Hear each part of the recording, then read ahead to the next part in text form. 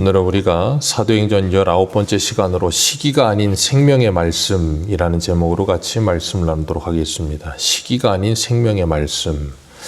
우리가 지난 시간에는 사도들의 손을 통해 표적과 기사가 많이 일어나는 걸 보고 믿는 사람들이 다 마음을 같이해 솔로몬 행각에 모이고 그리고 백성들에게 칭송을 받으며 믿고 주께 나오는 자가 더 많아지기 시작했고 그들이 다 나음을 얻었다 그랬어요.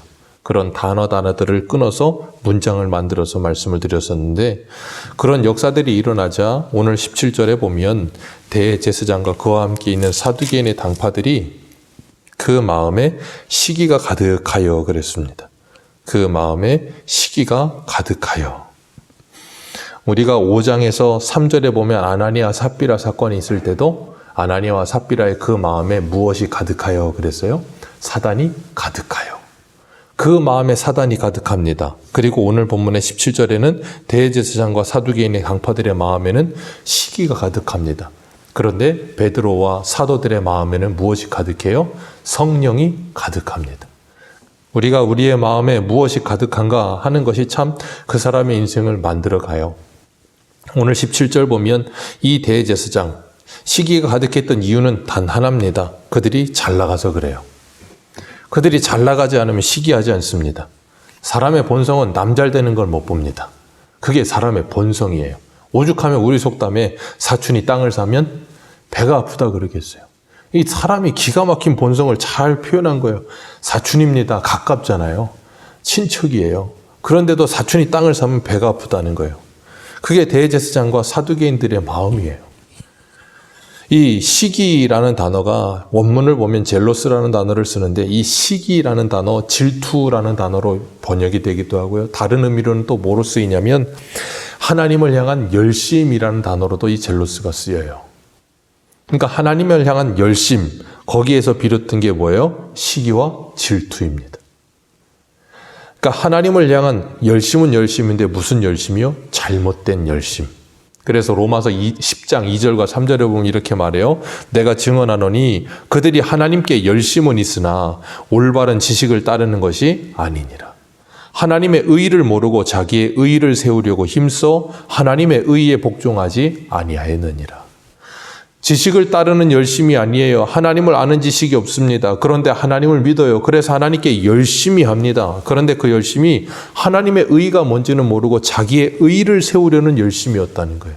아모스서에서는 뭐라 그랬어요? 너희들의 그 모든 종교 행위가 너희들을 기쁘게 하려는 것 아니냐. 열심은 냅니다. 충성합니다. 그런데 자기를 기쁘게 하고 자기를 만족하게 하기 위해 열심을 내고 충성을 하는 거예요. 그럴수록 하나님과 멀어지게 되는 거예요. 우리가 마가복음에서도 이 대제사장들, 종교 지도자들, 이 사람들이 빌라도에게 예수님을 넘겨줍니다. 그때 빌라도가 예수님이 죄 없는 걸 알기 때문에 바나바와 예수님 누구를 놓아주랴. 그랬더니 사람들은 다 바라바를 놓아달라는 거예요. 그때 빌라도가 그렇게 말을 해요. 뭐라 그러냐면 그가 대제사장들이 시기로 예수를 넘겨준 줄 알미로라 그랬어요. 대제사장들과 종교 지도자들이 예수님을 시기합니다. 이유가 뭐라고요? 예수님이 잘 나가서. 많은 사람들이 따라다니는 거예요. 그러다 보니까 자신들을 따라야 될 사람들이 예수님을 따라가니까 뭐예요? 시기가 나는 겁니다. 그러니까 질투가 일어나는 거예요. 대제사장 사두개인들 누구를 믿는다고요? 하나님을 믿어요. 하나님께 열심이 없을까요? 열심이 있다니까요. 무슨 열심이요? 잘못된 열심.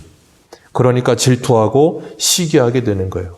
우리가 잘 아는 세례 요한, 예수님 앞서서 예수님 오실 길을 준비하던 그 사람이 많은 사람들이 자신을 따르다 예수님을 따라가는 모습을 보고 제자들이 큰일 났다고 하니까 뭐라 그래요?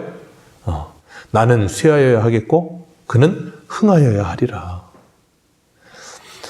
우리가 예수를 믿고 성령을 받으면 그런 열심이 있어야 될 줄로 믿습니다. 나는 쇠하여야겠고 주님은 흥하여야 하리라. 그것 자체로 기쁨이 되고 그것 자체로 영광이 될 수 있는 기쁨이 우리 안에 있어야 돼요. 근데 잘못된 열심에 빠져들면 시기와 질투밖에 나오지 않는 거예요. 대제사장과 사두개인들처럼 자신의 기득권을 빼앗길까 봐. 그건 사도 바울도 마찬가지로 당했던 사건입니다. 우리 사도행전이니까 24장 한번 펴볼까요? 24장입니다. 사도행전 24장 1절입니다.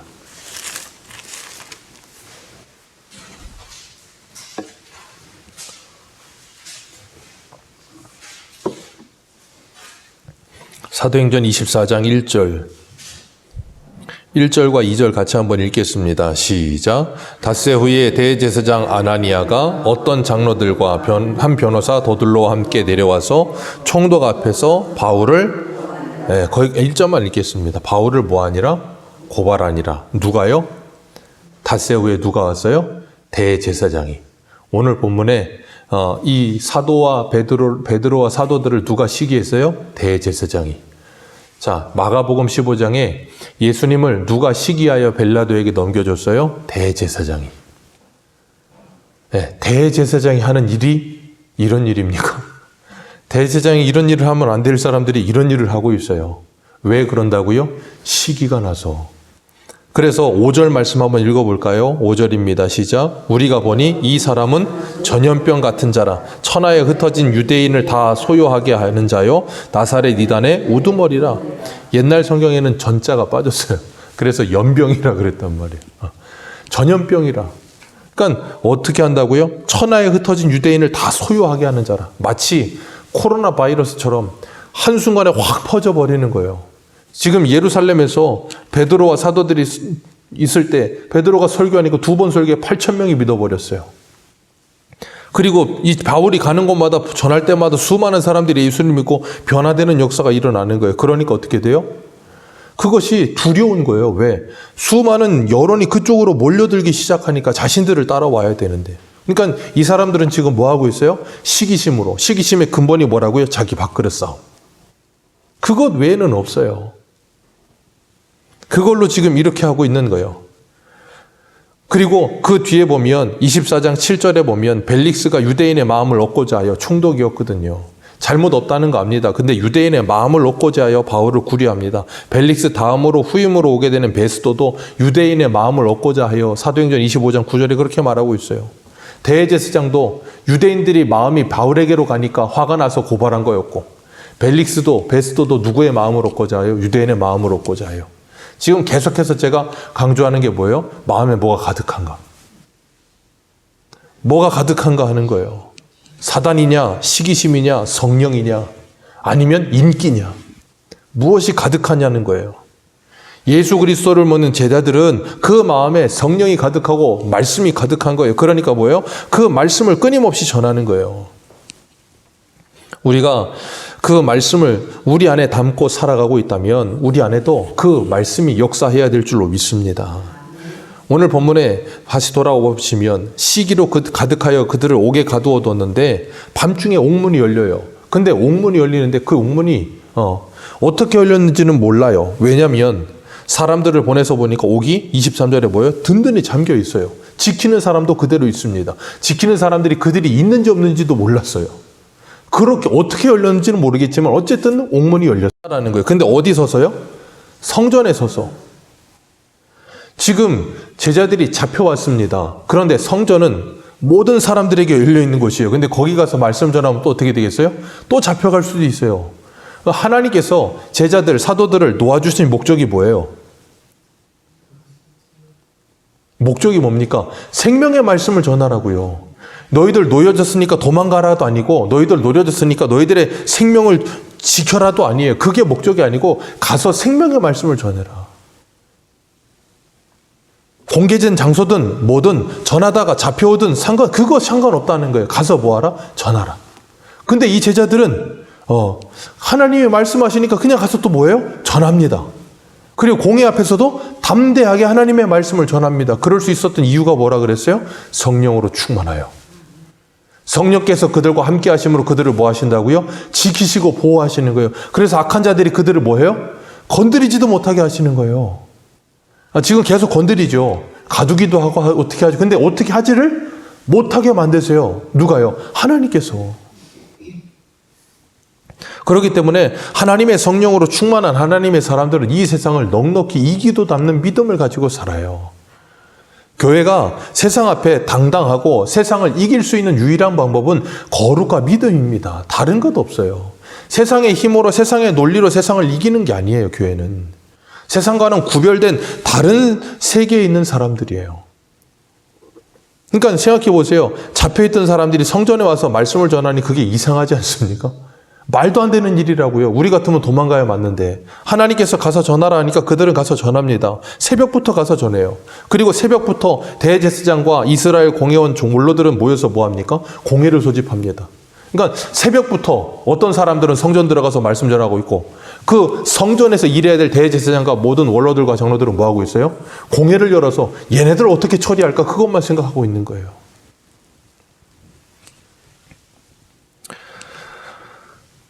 그래서 그 사람들을 목에 갇혀있는 줄 알고 데려오라 했더니 없는 거예요. 어떻게 됐는가 봤더니 어떤 사람이 와서 말하기를 뭐라 그래요? 성전에서 백성을 가르치더라. 가서 잡아와라. 그 다음 26절 같이 읽습니다. 시작.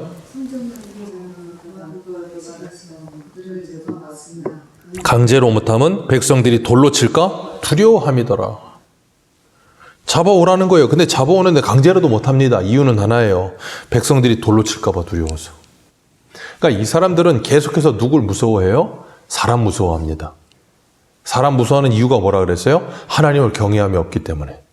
하나님을 무서워하진 않아요. 근데 사람을 무서워하는 거예요. 돌에 맞아 죽을까 봐.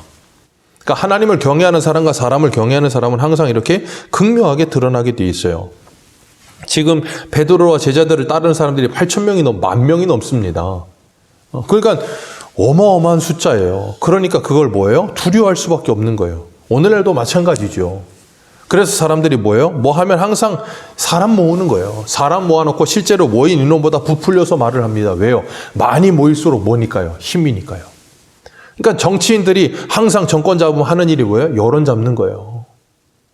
이유는 하나예요. 그거 해야 힘을 얻는다고 생각하는 거예요. 그건 이때나 지금이나 2000년, 3000년 전이나 똑같은, 주님 다시 오시는 데까지 똑같을 겁니다. 그러니까 이 사람들 지금 뭐 하고 있는 거예요? 정치하고 있는 거예요. 철저하게 정치인들이지 이 사람들은 하나님 믿는 사람들이 아니에요. 철저하게 정치인들이지. 그러니까 사람이 있어야 힘이 있다고 생각하는 거예요. 하나님을 힘으로 믿지 않으니까. 출애굽기에 보면 출애굽기 1장 9절에 이렇게 말합니다. 그가 그 백성에게 이르되 이 백성 이스라엘 자손이 우리보다 많고 강하도다. 바로가 한 말입니다. 요셉을 알지 못하는 새 왕조가 나타났어요. 근데 그 왕이 하는 말이 이 이집트의 애굽에는 이집트 인구보다 이스라엘 인구가 더 많다는 거예요. 그러니까 쟤들 만약에 전쟁 나서 우리 상대편에 서면 우리는 한 번에 끝난다. 그러니까 어떻게든 산하 정책을 쓰고 어떻게든 얘들 인구를 줄여서 우리가 그들을 통제할 수 있는 통제권을 갖자는 거예요. 왜? 안 그러면 무서우니까. 제자들은 그러든지 말든지 20절에 뭘 전했다고요? 생명의 말씀을 가르치더라. 그리고 그 공회 앞에 서서도 그들이 뭐라 그래요? 우리가 너희들에게 이 이름으로 예수 그리스도의 이름으로 말하지 말라고 엄금하지 않았느냐? 위협하지 않았느냐? 그런데 왜 또 그렇게 하느냐? 그러면서 뭐라 그래요? 너희가 너희 가르침을 예루살렘에 어떻게 하겠다고요? 가득하게 하니. 사도행전 뒤에 그 아나니아 제사장이 뭐라 그랬다고요? 이는 전염병이다. 전염병처럼 한순간에 복음이 삽시간에 퍼지는 거예요. 그리고 그 복음이 역사하기 시작하는 거예요. 왜요? 그 복음은 무슨 말씀이요? 생명의 말씀. 하나님의 말씀은 생명의 말씀인 줄 믿습니다. 그 말씀을 듣고 믿는 자는 생명이 시작되는 거예요. 새 생명이 시작되면 어떻게 돼요? 전혀 새 사람이 되어는 거 다른 사람이 돼버리는 거예요. 그러니까 뭐예요? 이 사람들이 두려워할 수밖에 없는 거예요. 기존의 사람들은 자신들을 따르는데 생명의 말씀을 듣고 새로운 생명이 시작된 사람들은 자신을 따르지 않고 예수를 따르더라는 거예요. 그래서 그들을 시기하고 그래서 그들을 질투하고 그래서 그들을 미워하는 거예요. 이 세상이 우리를 미워하는 이유도 동일합니다. 예수님이 15장에 뭐라 그랬어요? 요한복음 15장에 세상이 너희들을 미워하고는 이상히 여기지 말라. 너희보다 먼저 나를 미워하였느니라. 왜요? 너희들이 세상에 속하였다면 자기 것이기 때문에 미워하지만 않지만 너희들이 세상에 속하지 않고 하나님께 속했기 때문에 그들이 미워하는 거라는 거예요. 그건 오늘날도 동일합니다. 어쩔 수가 없어요. 우리가 하나님께 속해 있고 하나님의 진리의 말씀, 생명의 말씀을 붙들고 살면서 새 생명 가운데 살면 이 세상은 우리를 미워할 수밖에 없어요. 왜냐하면 세상의 죄를 드러내는 삶을 살 수밖에 없거든요. 다시 잡혀간 베드로가 뭐라 그럽니까? 29절에 사람보다 하나님께 순종하는 것이 마땅하도다. 처음 잡혀갔을 때도 하나님의 말씀을 듣는 것과 사람의 말을 듣는 것 무엇이 옳은가 너희들은 판단하라 그러잖아요. 이렇게 담대할 수 있는 이유가 뭐라고요? 성령으로 말미암아. 그리고 그들이 뭐라 그래요? 너희들 왜 이렇게 해서 이 사람의 표를 우리에게 돌리고자 하느냐고 28절에 말합니다. 그러니까 책임론을 이야기하는 거예요. 우리 책임 아니라는 듯이 자기들이 그래놓고서 자기들이 시기심으로 빌라도에게 넘겨주고 여론을 조성해서 빨리 죽이라고 소리치라고 사람들을 부추겨 놓고 그 모든 일을 다 해놓고 나서 자기들이 안 한 것처럼. 왜요? 지금 이 사람들의 메시지를 듣고 따르는 사람이 10,000명이 넘어요. 근데 그 사람들이 이 대제사장과 이 사람들이 그 모든 일을 했다라고 말을 해버리면 어떻게 돼요? 갑자기 10,000명이 넘는 사람들이 자신들의 적이 돼버리는 거예요. 그럼 대제사장인 자기 자리가 어떻게 돼요? 한순간에 위태로워지는 거예요. 그러니까 자기 책임 아니라는 듯이 이야기하는 거예요. 그런데 베드로는 한 번도 쟤들 책임이라고 말한 적은 없어요. 그러면서도 그들 앞에서 또 뭐라 그럽니까? 30절 같이 읽습니다. 시작. 너희가 나무에 달아 죽인 예수를 그들 앞에 대놓고 뭐라 그래요? 너희가 그래. 너희가 나무에 달아 죽인 예수를 우리 조상 하나님이 살리셨다. 그리고 이스라엘에게 회개함과 제사함을 주시고 그 오른손으로 높이사 임금과 구주로 삼으셨다. 우리는 이 일의 뭐다? 증인이다. 저와 여러분들도 이 일의 증인인 줄 믿습니다. 우리는 이 일이 증인이 되었고 하나님이 자기에게 순종하는 사람들에게 주신 성령도 그러하니라. 우리는 그 성령을 받은 사람으로 이 일의 증인이 되어 이 복음을 전하는 삶을 살아야 될 줄로 믿습니다. 우리를 움직이는 힘은 뭡니까? 시기심입니까? 아니면 생명의 말씀입니까? 우리의 마음을 가득하게 하는 것은 지금 무엇입니까? 사단입니까? 시기심입니까? 하나님의 말씀입니까? 성령입니까? 뭡니까? 우리가 우리의 자신을 돌아보시면서 나는 지금 무엇에 사로잡힌 인생으로 살고 있는가 한번 돌아보시길 바랍니다. 사람의 시기심은 사람을 죽여요. 거기까지 갑니다. 그렇기 때문에 우리가 어떤 마음을 가지고 지금 살고 있는가 다시 한번 돌아보시고 내 안에 정말 생명의 말씀이 살아있다면 그 생명의 말씀을 가지고 다른 사람들을 살리는 복된 하나님의 사람들 되시기를 주님의 이름으로 축복합니다. 내가 지금 하고 있는 일, 오늘도 우리가 이 하루를 살아가면서 분명히 이 세상에 살아가면서 내가 직장 생활을 하든 가정 생활을 하든 무슨 일을 하든 그 무슨 일을 하든 지금 내 마음에 무엇으로 가득한지 내가 무슨 의도와 목적을 가지고 살고 있는지 다시 한번 돌아보시고 허물과 죄로 죽어있는 이 세상에 생명의 말씀을 전하시고 여러분이 가는 곳마다 생명의 역사가 일어나는 복된 하나님의 말씀의 증인들 되시기를 다시 한번 축복합니다. 기도하겠습니다.